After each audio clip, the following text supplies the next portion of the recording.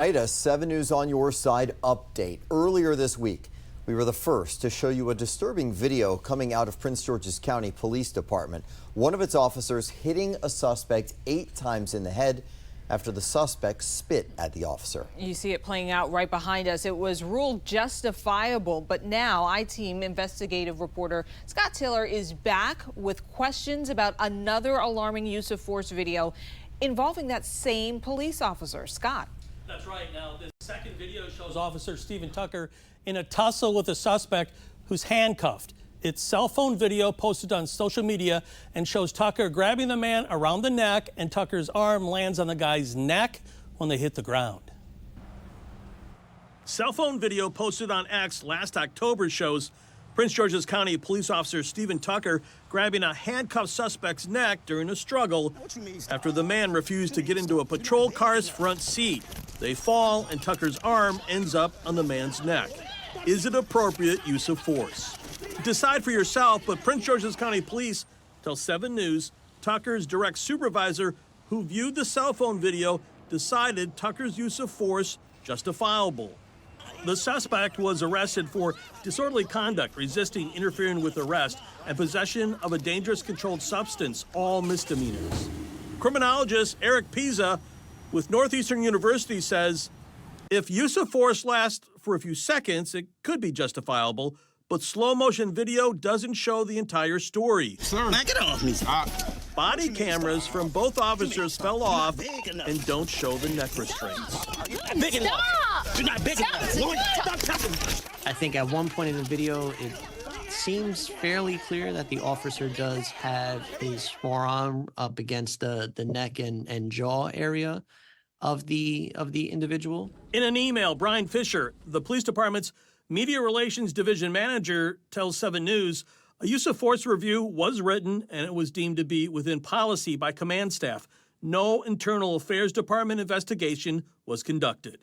Fisher told 7 News Tucker's supervisor signed off on the use of force, calling it justifiable, and said the department looked at the cell phone video but never kept a copy of it. We submitted a Maryland Public Information Act request to double check, but so far haven't received any documents. On Wednesday night at the county's Police Accountability Board meeting, Board Chair Kelvin Duvall told 7 News the board has never seen any cell phone video of Tucker's use of force and has never seen any use of force report from last year's incident, which it should if one exists. Duvall says anytime an officer even touches someone, the board is supposed to review the incident. Pisa says every use of force by an officer should be documented. No police agency wants their officers to resort to force as a first option. So every single instance of force should be documented and filed in some capacity. According to police department policy, a neck restraint is a use of force, and when used, an officer's supervisor must obtain a use of force number and make sure the officer completes a use of force statement. In addition, any video evidence obtained is routed through the chain of command and to the Internal Affairs Department. That appears not to have occurred because the department told 7 News it doesn't have a copy of the cell phone video. The American Academy of Neurology tells 7 News because of the inherently dangerous nature of neck restraints, it strongly encourages law enforcement and policymakers to classify neck restraints at a minimum as a form of deadly force. It also recommends prohibiting the use of neck restraints. Over the last 8 years, Tucker has been under investigation for 37 incidents where he used force. 4 of those include use of force with a closed fist, including this one from 2020, where a handcuffed and belted-in suspect spit at Tucker while he was driving a patrol car.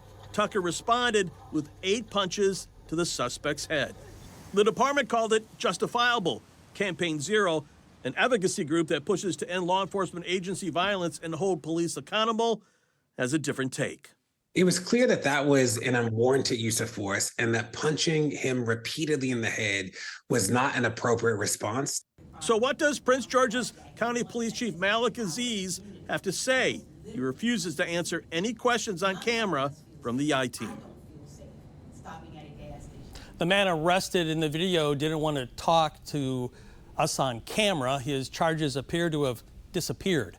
Officer Tucker has not responded to our attempts to talk to us. So, what's up with the no backseat cages in patrol cars with Prince George's County police cruisers?